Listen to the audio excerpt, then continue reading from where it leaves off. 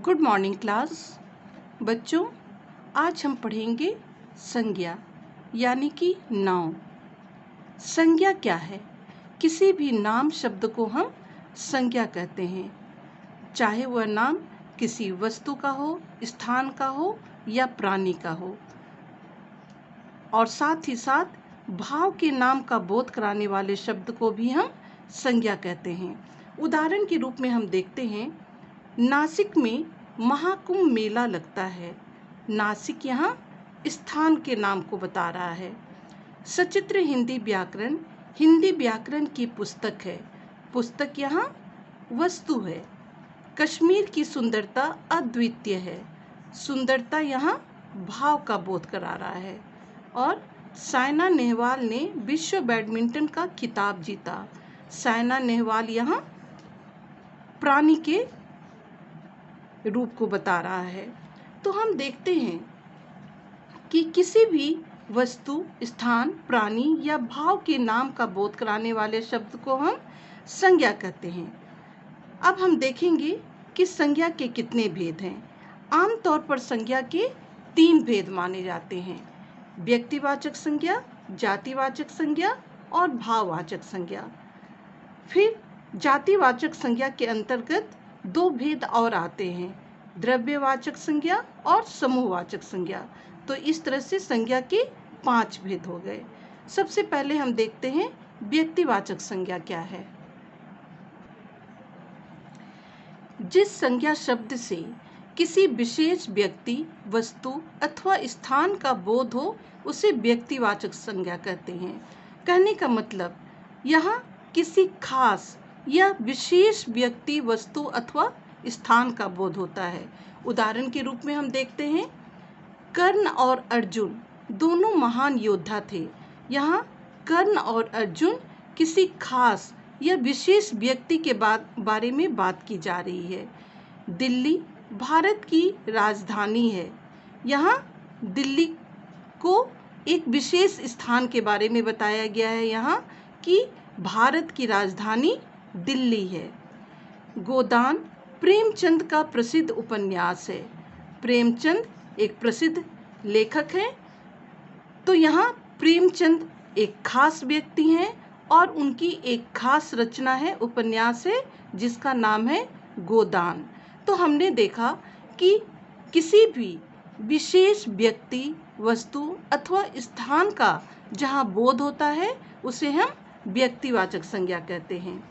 अब हम देखते हैं जातिवाचक संज्ञा क्या है। जो संज्ञा शब्द किसी विशेष व्यक्ति को ना बताकर संपूर्ण व्यक्तियों, स्थानों या वस्तुओं का बोध कराए उन्हें जातिवाचक संज्ञा कहते हैं। तो यहाँ पर ध्यान देने वाली बात यह है कि यहाँ किसी विशेष व्यक्ति, स्थान या वस्तु का बोध नहीं होता है, बल्कि पूरी जाति का बोध होता है। उसे हम जातिवाचक संज्ञा कहते हैं। जैसे यहाँ कुछ बच्चों का चित्र दिया हुआ है। यहाँ एक बात और ध्यान देने वाली बात है कि जातिवाचक संज्ञा हमेशा बहुवचन में होता है। जैसे बच्चों को चाहिए कि वे शुभ अवसर पर एक पौधा अवश्य लगाएं। यहाँ 2-4 बच्चे हैं, तो यहाँ पर ये बहुवचन में इनका हम प्रयोग करते हैं। और साथ ही साथ जातिवाचक संज्ञा की एक और विशेषता है कि इन्हें गिना जा सकता है, इन्हें हम गिन भी सकते हैं।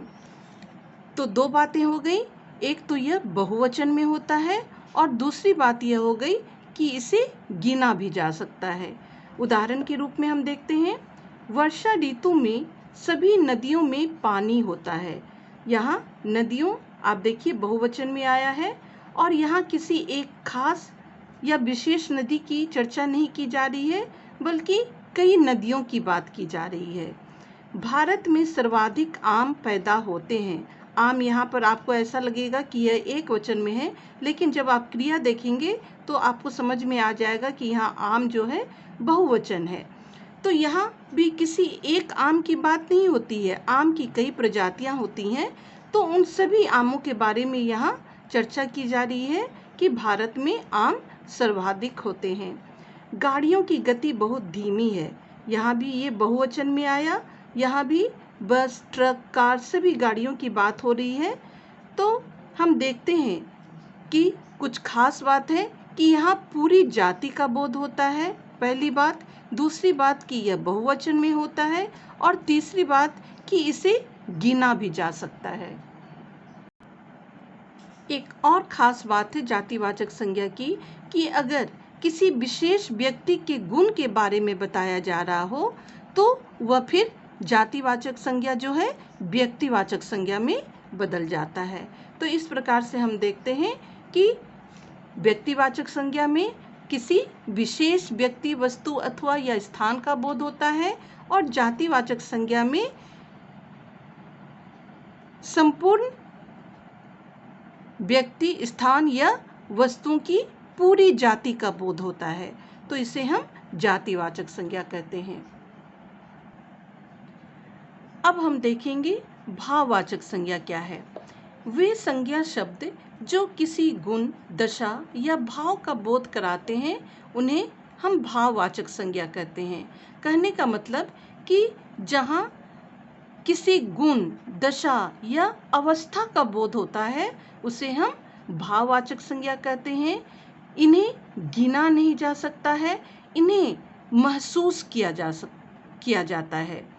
जैसे गर्मी में प्यास से हर कोई बेहाल है, यहाँ इसे महसूस कर रहा है कोई भी व्यक्ति कि गर्मी में वह व्यक्ति प्यास से बेहाल है।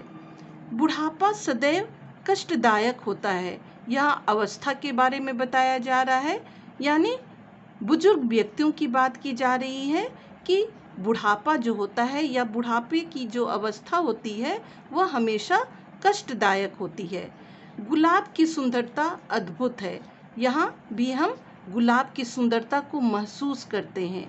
तो यहाँ पर ये स्पष्ट है कि भाववाचक संज्ञा एक ऐसी संज्ञा है जिसे हम महसूस करते हैं, एहसास करते हैं। यह किसी भी व्यक्ति के गुण, दशा या अवस्था के बारे में जब जो शब्द बोध कराता है उसे हम भाववाचक संज्ञा कहते हैं। जैसा कि मैंने पहले भी कहा था कि जातिवाचक संज्ञा के अंतर्गत दो अन्य भेद भी आते हैं। सबसे पहले हम देखते हैं समुदायवाचक संज्ञा क्या है। जिन संज्ञा शब्दों से समूह या समुदाय का बोध होता है उन्हें हम समुदायवाचक संज्ञा कहते हैं। इन्हें समूहवाची संज्ञा भी कहा जाता है। यानी कहने का मतलब जहाँ झुंड, दल या एक समूह का बोध होता है उसे हम समुदायवाचक संज्ञा कहते हैं। यहाँ सेना में कोई एक सैनिक की बात नहीं हो रही है, बल्कि एक सैनिकों के झुंड की बात हो रही है, सैनिकों के दल की बात हो रही है। तो सेना यहाँ समूहवाचक संज्ञा हो जाएगा। उसी तरह मोहन के परिवार में 3 सदस्य हैं, तो परिवार यहाँ समूहवाचक संज्ञा है। एक ही परिवार में कई सदस्य होते हैं, जैसे 2, 4, 8, 10 इस तरह से कई सदस्य होते हैं और वे सभी सदस्य एक ही परिवार के अंग होते हैं। तो परिवार भी समूहवाचक संज्ञा के अंतर्गत आ जाएगा। सड़क पर भीड़ प्रदर्शन कर रही है, यानी एक झुंड या समूह प्रदर्शन कर रही है, तो ये भीड़ भी समूहवाचक के अंतर्गत आ जाएगा। तो इस प्रकार से हम देखते हैं कि जहाँ झुंड, दल या समूह का बोध होता है उसे हम समूहवाचक संज्ञा कहते हैं। अब हम देखते हैं द्रव्यवाचक संज्ञा क्या है। जिन संज्ञा शब्दों से किसी द्रव्य, पदार्थ या धातु का बोध हो उन्हें द्रव्यवाचक संज्ञा कहते हैं। यहाँ पर आप देखिए सोना, चांदी, तांबा, पीतल ये सभी धातु हैं। तेल, घी, पानी ये सभी तरल पदार्थ जो हैं ये द्रव्य हैं। गेहूं, चावल, आटा, दाल ये सभी पदार्थ है। तो जहाँ या जिन संज्ञा शब्दों से किसी द्रव्य, पदार्थ या धातु का बोध हो उन्हें हम द्रव्यवाचक संज्ञा कहते हैं। तो इस तरह से हमने संज्ञा के 5 भेदों के बारे में पढ़ा। अब हम देखेंगे कि भाववाचक संज्ञाएं किस प्रकार से बनाए जाते हैं। सबसे पहले हम देखेंगे जातिवाचक संज्ञा से भाववाचक संज्ञा बनाना। तो इस बॉक्स को, ये बॉक्स नंबर 1 को आप अच्छी तरह से पढ़ लीजिएगा। सबसे पहले हम जातिवाचक संज्ञा से भाववाचक संज्ञा कैसे बनाए जाते हैं उसके बारे में ही जानेंगे। जैसे यहाँ सती, सती से बन गया सतीत्व, राष्ट्र से राष्ट्रीयता, कवि से कवित्व, नेता से नेतृत्व। तो इस प्रकार से ये सभी जातिवाचक संज्ञा हैं और जातिवाचक संज्ञा को अगर हम भाववाचक संज्ञा में परिवर्तित करेंगे तो वो कुछ इस तरह से बन जाते हैं।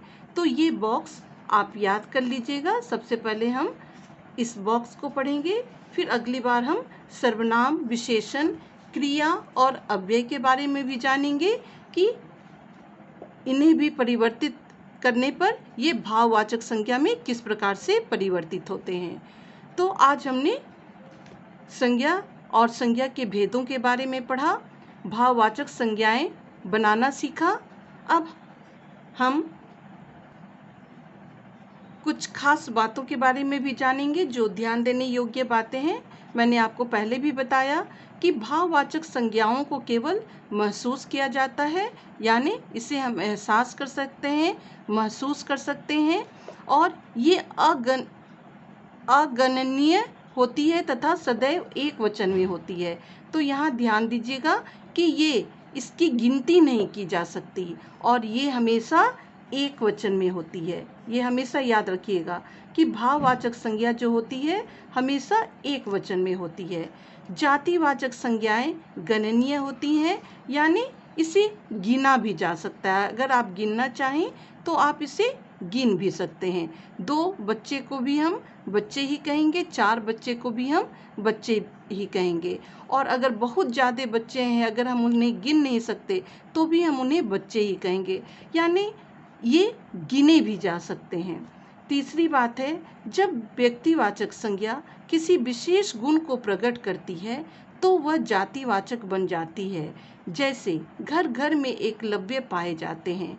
यहाँ ध्यान दीजिएगा बच्चों, एकलव्य जो है एक खास व्यक्ति का नाम है या एक खास शिष्य का नाम है यहाँ। लेकिन अगर हम उदाहरण के रूप में कहते हैं कि घर घर में एकलव्य पाए जाते हैं, यानी एक अच्छे शिष्य पाए जाते हैं, तब यह व्यक्तिवाचक संज्ञा जो है जातिवाचक में परिवर्तित हो जाता है। यानी इससे हमें यह पता चलता है शिष्य के बारे की, गुरु भक्ति के बारे में, कि कोई भी एक अच्छा स्टूडेंट जो है अपने गुरु के प्रति सम्मान रखता है। तो यहाँ हर अच्छे शिष्य को एकलव्य की उपाधि दी गई है। ऐसी स्थिति में यह व्यक्तिवाचक जातिवाचक बन जाता है।